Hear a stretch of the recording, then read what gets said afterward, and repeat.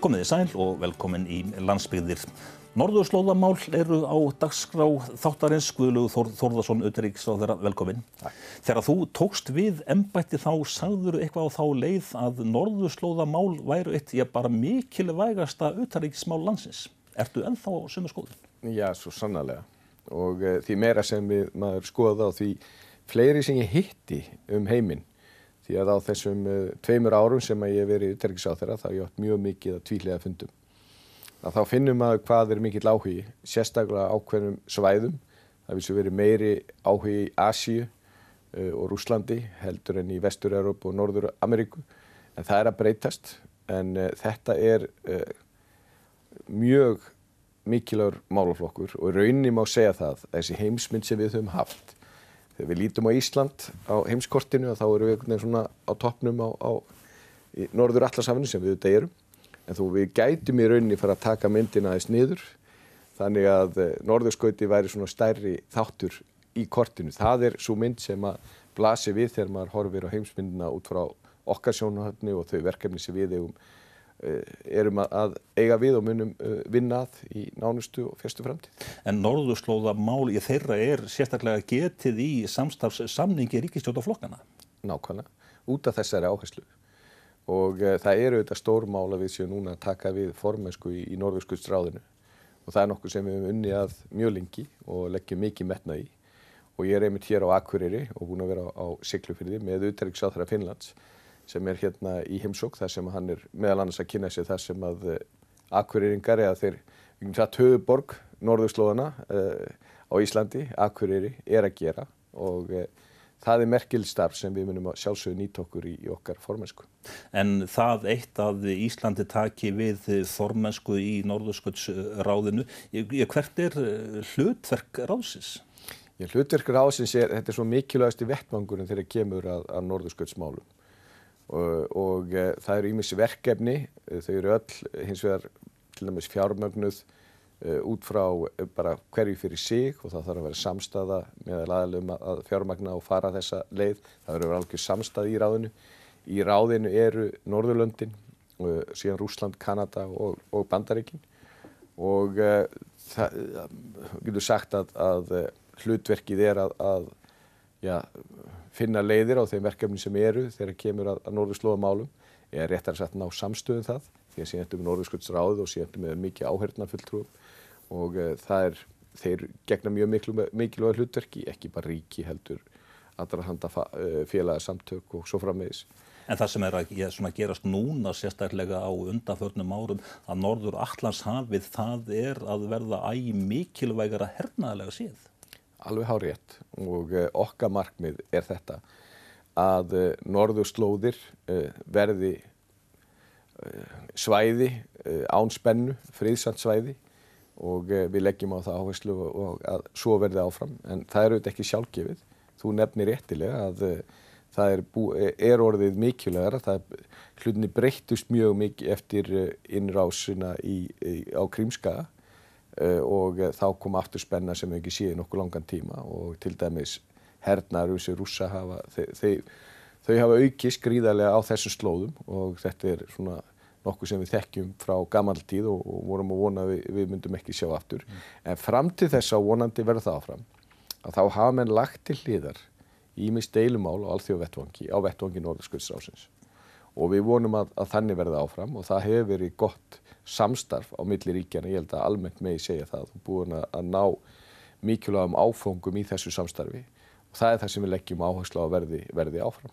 En svo staðreynd og þú nefnir að Rússar og Bandaríkin eigi aðild að Norðurskautsráðinu en svo koma Japanir eða Kínverjar segi ég að þeir hafa þrýst mjög á að koma inn og eru núna með áheyrnarfulltrúa eða ekki? Jú, það nú rauninni kannski ekki verið, í það minnsta hefur það ekkert verið í umræðina að hafa fleiri í Norðurskautsráðinu sjálfur. En hins vegar eru Kínverjar til dæmis áheyrnarfulltrúar og margar aðra þjóðir. Og það auðvitað bara mjög mikilvægt að allar það þjóðir sem munum koma að mála með einhverjum hætti að það sé verið að ræða við þær líka og þær komi með einhverjum hætti að ákvörðun. Það liggur alveg fyrir að við munum ekki gera neitt á þessu svæði nema það nái sátt það á alþjóðavettvangi. Þetta þýðir það að við séum að ná einhverjum alþjóðlegu samningum og þarna gildi alþjóðalög Þannig að þá þess vegna mikilvægt að ræða við alla aðila og hafa alla aðila að þeir geti komið að ákvörðunartöku og haft sín áhrif. En sem sagt, með hvaða hætti mun það svona, verða áberandi eða á hvaða áherslur ætlar Ísland að leggja á sem sagt, þennan tíma sem að landið fer með formennsku í ráðinu? Nú það þannig að við verðum að ná alveg samstöðu meðal hinna aðildarríkjanna okkar formennskuáætlun. Þannig að það sem ég að fara yfir núna kannski svona breiðulínunar en við erum núna í samráðsferli við þau ríki. En stóra myndin þessi þegar kemur á norðurskautsmálum að þá getur bara setta í eitt orð þar sem áherslu Ísland, það sjálfbærni. Það sjálfbærni ekki bara umhverfislega, heldur líka efnahagslega og félagslega. Við skulum ekki gleyma því að það eru 4 milljónir íbúa, 4 milljónir sem búa á norðurskautssvæðinu og það mjög mikilvægt að þeim vegni vel efnahagslega og félagslega líka. Það eins og að liggur fyrir að við erum að vera svona leggja áherslu kannski svona í stóru líðunar á 3 þætti. Fyrsta lagi málefni hafsins og þá erum við sérstaklega að líta til mengunarmála og slíkra mála. Við höfum lagt áherslu á varðandi baráttuna við plastmengunni í hafinu en auðvitað þannig að við Íslendingar, ef einhver eiga að leggja áherslu á málefni hafsins þá það við og við gerum ekki bara í norðurskautsmálum heldur líka í þeim formennsku sem við erum með núna á næsta ári og næstu 2 árum. Síðan það loftslagsmálin og áherslu á grænar lausnir þegar kemur að orkumálum. Við höfum auðvitað ákveðna sögu að segja. Það var ekki út á loftslagsmálum sem fóru í hitaveituvæðinguna en það var vegna sem við höfum ekki efni á erlendum oljum og kolum og hvað þetta var allt saman og núna erum við komið reynslu og þekkingu sem við viljum gjarna miðla annað en þetta á ekki við allstar þó við á miklu fleiri stöðum heldur menn ætla og þannig að við þurfum að líta á aðrar lausnir líka. Og síðan það í þriðja lagi að það fólkið eins og ég nefndi að við megum ekki gleyma því að fólk býr á þessu svæði meðal annars frumbyggjar og það mjög mikilvægt að þau koma að því að móta sína eigin framtíð þar með talið framtíð svæðisins og það eitt af því sem við leggjum sérstaka áherslu á. En þegar kemur á málefni hafsins að þá snýr þetta að ekki bara umhverfismálunum, mengunarmálunum.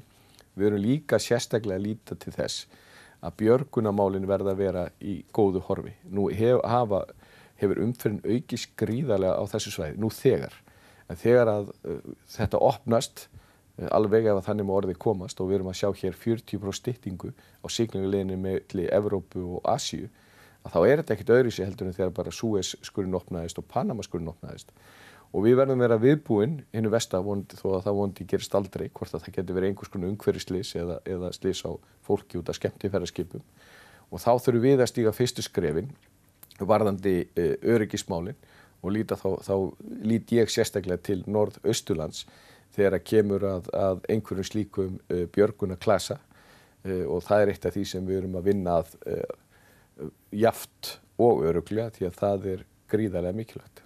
Við vorum að tala það sem sagt áðan að Atlantshafið sé orðið, Norður-Atlantshafið sé orðið svona stríðssvæði eða hernaðarlegt mikilvægt en sagt, ef við förum aðeins nánar út í frumbyggjana, fólkið sem að þið býr þarna, hefur það á tilfinningunni að það sé svolítið, frumbyggjar séu svolítið að gleymast? Ég ekki hvað okkur varðar. Við leggjum alveg sérstaklega áherslu, þess vegna einn áherslu áttan fólkið.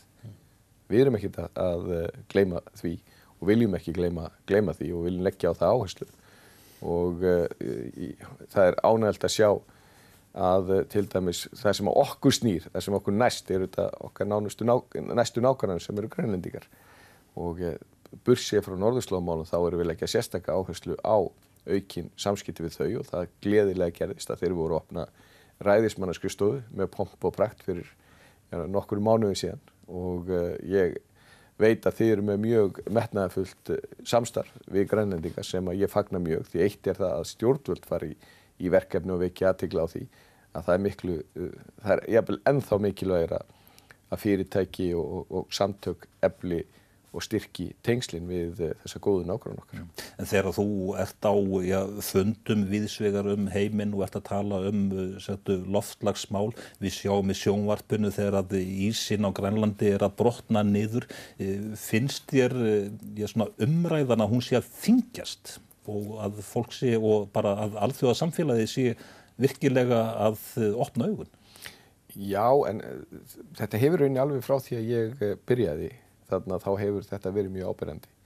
Og ég nefna eitt dæmi sem ég varst að vera svolítið lýsandi, að Singapúr, sem nú lítið mjög öflugt ríki, að þeir hafa svona dæmi sem samt ekkert við Norðurpólinn, að þeir eru með tvenns konar stefnu þegar kemur að norðurslóðamálum. Annars verður þeir að hækka landið sitt 1,5 metra og þeir eru bókstaflega að gera það vegna þess að þeir sjá fram að sjávarstigið muni hækka og síðan hitt að þeir vilja opna og nýta þá möguleika sem koma með auknum siglingum í gegnum þetta svæði. Og mér hefur fundist kannski þetta verið meira áberandi, eins og ég nefndi hérna áðan, í Asíu og Rússlandi heldur en í Evrópu og Norður-Ameríku. En það að breytast mjög hratt sem betur fyrir. Þessi þáttur hann tekinn upp í stúdíó N4 á Akureyri. Akureyringar segja að bærinn sé miðstöð norðurslóða starfs á Íslandi. Hvað segir utanríkisráðherra? Ég er bara sammála því og ég hef nefnt að þetta er höfuðborg norðurslóða á Íslandi og ég held að það sé mjög mikilvægt að meðal annars út af staðsetningu Akureyrar og meðal annars hvað Akureyri hefur gert í gegnum tíðina. Ég meina Akureyri hefur sögulega, hefur frá eins og mörg önnur svæði á Íslandi að þetta er stærsti bærinn á landsbyggðinni sem er við sjávarsíðuna, hefur nýtt auðlindina með sjálfbærum hætti. Þá er ég að tala sjávarútvegsauðlindina en saman náttúrulega við endurnýjanlegu orkugjafana. Er hér með háskóla, er hér með öflugt sjúkrahús og ýmislegt sem er hægt að miðla til annarra þjóða og það er eitt af því sem við viljum gera og ég held að það sé mikið styrkur af því að þú veist með þessar stofnanir sem er að vinna saman á Akureyri, að vinna hér saman og getur kallað einhvers konar klasa og það ég átti ánægilegan dag í dag þegar að ég og Tímo finnski utanríkisráðherrann að við vorum að heyra hvað fólk var að gera og taka umræðu þessi mikilvægu mál þar. Norðurslóða siglingaleiðir þær fara að opnast.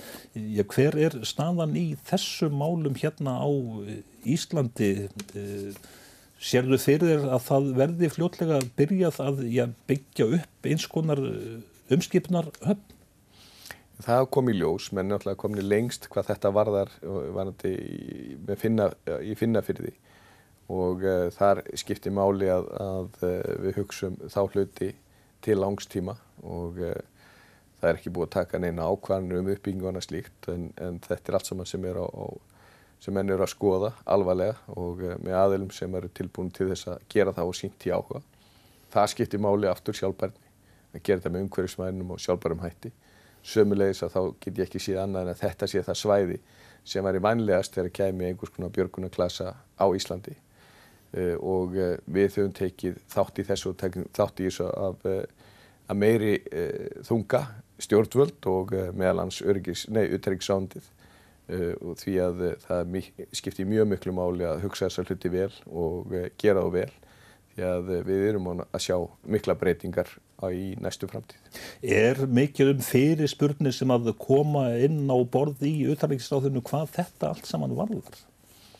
Já, ég getur sagt að þetta kemur mest þannig fram að á fundum mínum og fundum embættismanna að þá kemur fram áhugi á þessum málum.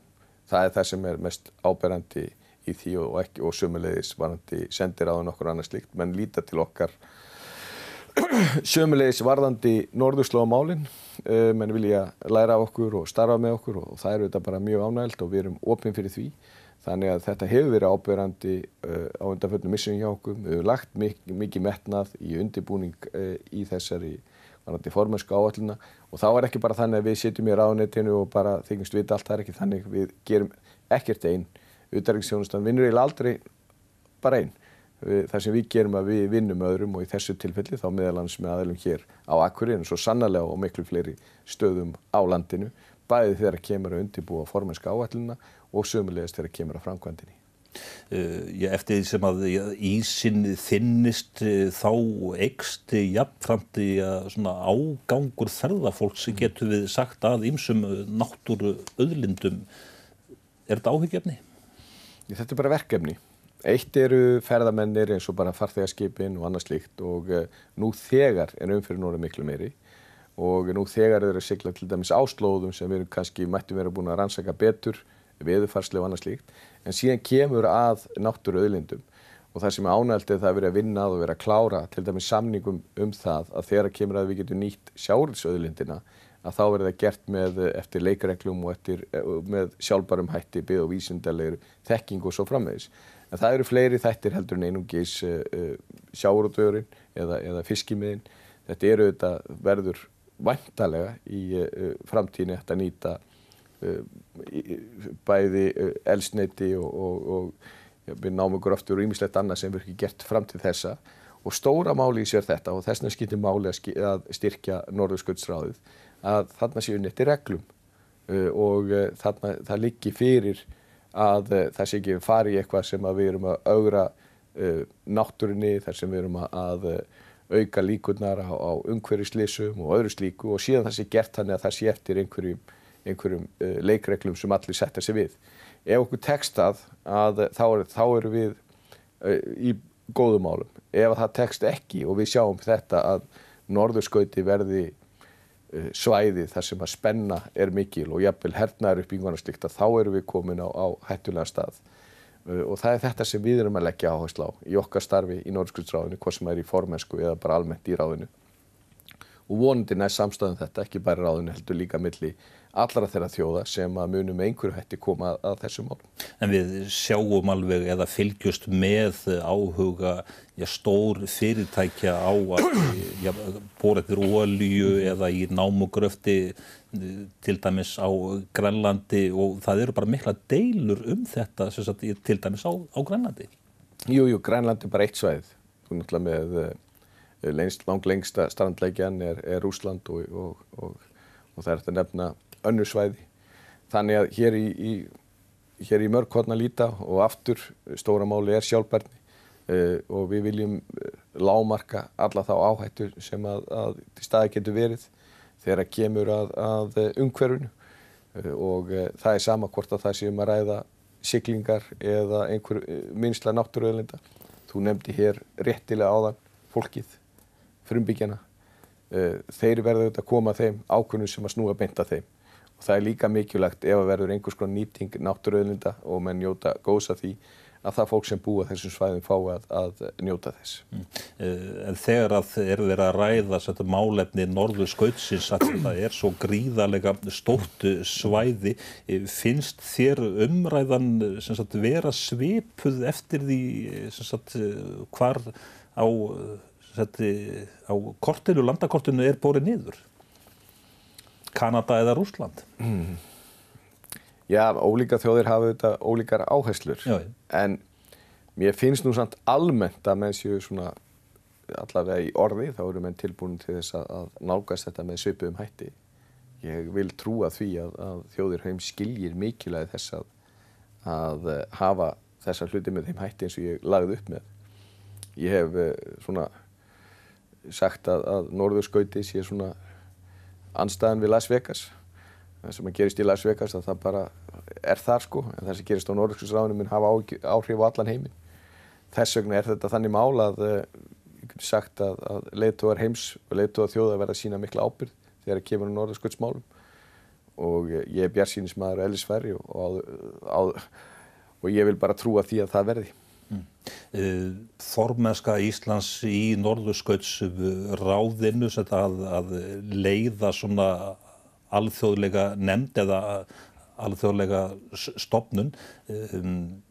Hvað þýðir það fyrir svona utanríkisvinnuna sem Íslandingar eru að vinna? Opnar þetta einhverja aðra dyr hugsanlega? Það gerir það. Eða sambönd? Allt svona starf gerir það. Ég meina, utanríkisþjónustan ekkert öðru sér heldur en bara lífi hérna á Akureyri. Að ef þú átt samskipti við nágranna út af einhverju og það bara þau samskipti voru góð, að þá getur vel verið að einhvern tíðan seinna þá bara muni ég vilja gera eitthvað meira saman og hann þekki þig og treystir þér góðið innu. Það nákvæmlega sama í utanríkismálunum. og við Íslendingar eins og búum við það, vegna þess að við lítil þjóð, að við verum alltaf að standa okkur. Á hverju segir það? Ef einhver stór þjóð tekur þessi eitthvað verkefni og það gengur ekki. Ég meina það vita allir þetta er stór þjóð og það bara, þú veist, það gekk ekki, það var ekkert stórmál, það var eitthvað pínu klúður og það er ekkert stórmál, það þurfa allir halda og þeir eru bara þeirri stöðu. En leið og við gerum eitthvað þar sem við stöndum ekki undir merkjum og þá hugsaum við að þeir eru svo litlir, þeir bara geta þetta ekki. Þess vegna verðum við alltaf að setja gríðarlegan metnað og leggja mikið á okkur og skila góðu verki þegar okkur fali ábyrgð eins og þessi. Þannig að þú sem utanríkisráðherra, þú svona setur bara trukk í þetta mál? Ó já. Tölum svolítið nágranna okkar grænlendinga sem að eru svona einna næst okkur.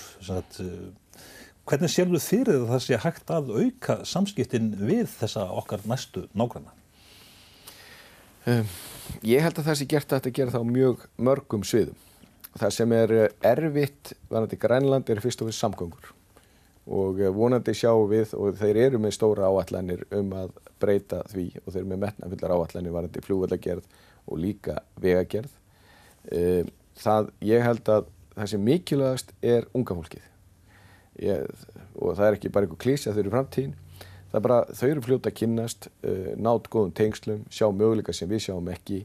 Því meiri samskipti verður, því meira sem ungt fólk Íslendingar sem fara til Grænlands, því meira ungu grænlendingur sem koma til Íslands, þegar við komum hingað til að læra sund og ýmislegt annað, því betra. Þannig byggjum við upp grunninn að góðum samskiptum milli þjóðanna. En við þurfum nú kannski ekki bara að bíða eftir því. Við sömu leiðis að þá eru mikli möguleikar á samstarfi og ég hef rætt það við grænlensk yfirvöld, til dæmis varðandi ferðamennsku. Við erum náttúrulega svo lánsöm að fá mjög mikið af ferðamönnum og mikilvægt að við reynum að gera það eins vel eins og mögulegt Eina upplifunum getur á nokkurs var að koma til Íslands og fara síðan til Grænlands. Þeir hafa búið mjög margt að bjóða en hins vegar ekki komin á þann stað sem við erum varðandi uppbyggingu ferðaþjónustunnar og þarna eru miklir samstarfsmöguleikar. Þeir hafa verið nýtti með ýmsum hætti en þetta nýta á enn betur. Við höfum átt samstarf á sviði sjávarútvegs, við höfum samstarf á sviði heilbrigðisþjónustu og það er bara mjög mikið að möguleikum. Það er mikilvægt að þegar við nálgumst þetta, þá erum við nálgumst þetta á þeirra forsendum, hvernig þeir vilja leggja það upp. Þeir geta kennt okkur mikið og við eigum að nálgast þá eins og þeir hafa nálgast okkur með virðingu og vináttu í huga. Þannig að svona samvinnan hún byggist ekki á því að við svona Íslendingar gerum okkur svolítið breiða og þykjumst vera stórir gagnvart þeim og erum að kenna litla bróður. Alls ekki. Og við eigum að tileinka okkur það í samskipti við allar þjóðir, í talingi okkar nánustu vináttu þjóðir, sýna þessu fólki virðingu sem að það á skilið og þeir hafa alltaf reynst okkur vel og við getum líka lært mjög mikið af þeim og við eigum að nálgast þetta með þessu. Þegar við erum að fara að vinna með þeim saman, þá erum við að vinna saman. Það hvorki þeir að fara að kenna okkur allt og ekkert og því síður við séum fara að nálgast það með þeim hætti. En sem sagt, tíminn svona að renna upp sem sagt að Íslandi taki við formennsku í Norðurskautsráðinu. Það gerist hvað í mars, apríl eða hvað? Það í maí og þá tökum við að finnum og verðum í formennsku 2 ár og skilum síðan af okkur til Rússa og við höfum lagt afskaplega áherslu á það, bæði náttúrulega gengi einstaklega vel samstarfi við Finnana og svo sem öll ríkin og þeir skila sér mjög góðu búi, hafa staðið sér framúrskarandi vel og við munum sömuleiðis leggja mikla áherslu á að eiga gott samstarf við það ríki sem mun taka við á okkur því að það mjög mikilvægt að það sé samfelli í þessu. Þetta ekki þannig og við höfum ekki nálgast að þannig að við séum bara eitthvað að byrja á einhverju glæni og ætla með einhvern veginn að gera hlutina allt öðruvísi. Það sem við gengið vel, bara halda því áfram og sem betur fer hefur Norðurskautsráðið þróast með þeim hætti að það samfella í ýmsum verkefnum sem þar eru verið að vinna að og þannig verður það að vera áfram. En ráðið, það setur ekki lög eða neitt svoleiðis? Nei, sko, við þurfum að ná samstöðu það og ef við erum að ná, ég nefndi hérna fiskveiðisamningana, það líka verið samstarf á sviði þarna vísinda og annað slíkt að þá gera með sáttmála og því fleiri þjóðir sem inn á þeim sáttmálum því miklu meiri líkur á þeir haldi. Þetta ekki svo gott að við þessa þjóðir getum bara ákveðið svona verður þetta og segja öllum öðrum að hlýða. Það gengur ekki upp. Þetta snýst það að með þurfum að ná mjög mikilli samstöðu og þess vegna líka gott og mikilvægt að haldi áfram að það samstarf sem við þessu vettvangi að það hefur svona stærstum hluta nær öllum ekki verið haft fundi fyrir spennu og ýmsu sem gengið annar staðar og það bara mjög mikilvægt að Norðurskautsráðið verði svona hafið yfir þær deilur aðra sem eru á alþjóðavettvangi af augljósum ástæðum því að þarna gríðarlega mikilvægt mál að ræða. En þegar að Íslendingar síðan þá skila af sér lyklunum eftir 2 ár, stundum sagt svona þegar maður legið sér sumarbústaði eða eitthvað sem satt skila honum eins og þú vilt koma að honum, hvernig Norðurskautsráði vilt þú skila af þér?